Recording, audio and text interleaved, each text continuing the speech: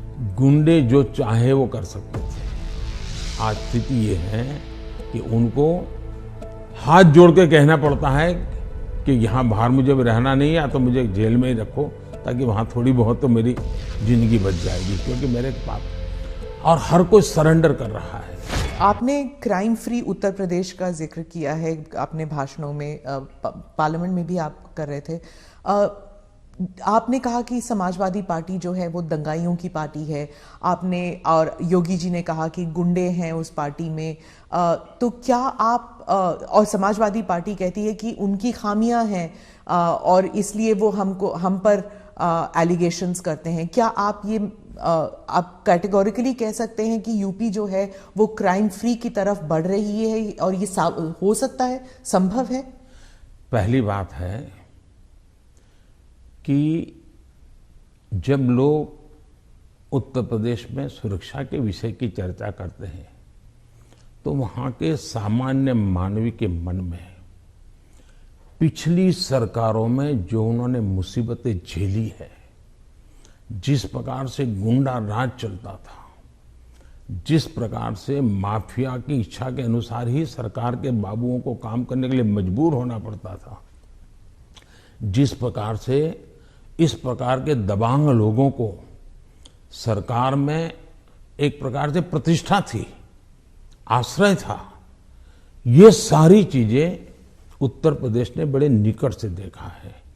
बहन बेटी घर के बाहर नहीं निकल पाती थी, ये उत्तर प्रदेश ने देखा है।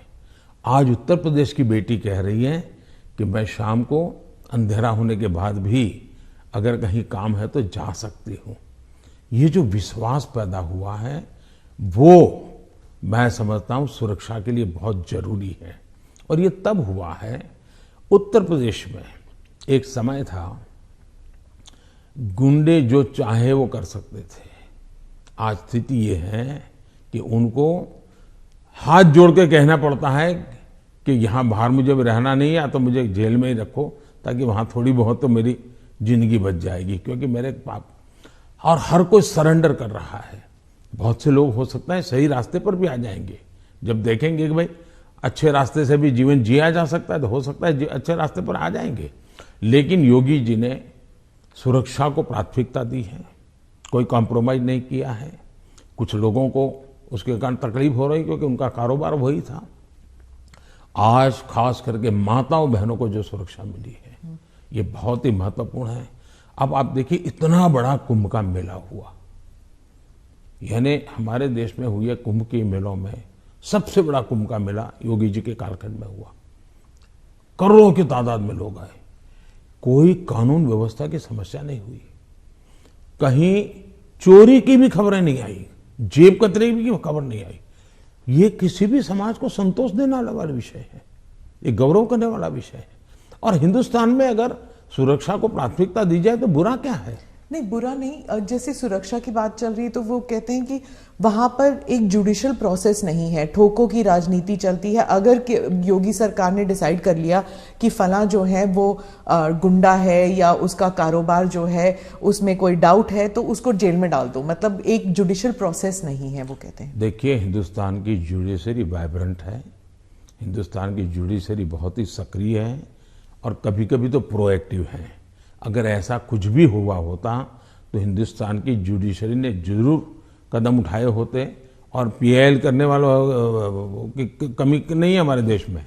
ऐसी बहुत बड़ी जमात है जिनकी रोजी रोटी पीआईएल पर है, तो वो तो तुरंत पहुंच जाते हैं। लेकिन ऐसा कुछ नहीं हो रहा है, मतलब वो न्यायिक प्रक्रिया के आधार पर काम करते हैं।